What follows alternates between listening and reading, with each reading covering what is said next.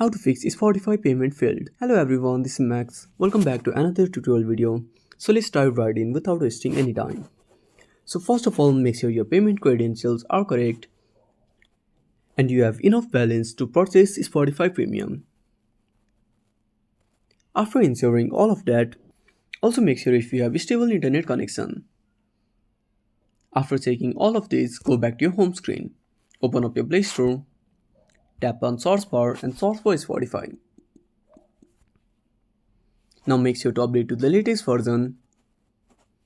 Now go back to your home screen and keep holding the Spotify icon.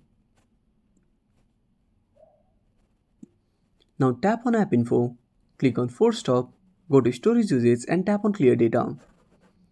Now restart the application and try processing Spotify Premium once again. If nothing works, go to your web browser and tap on the search bar.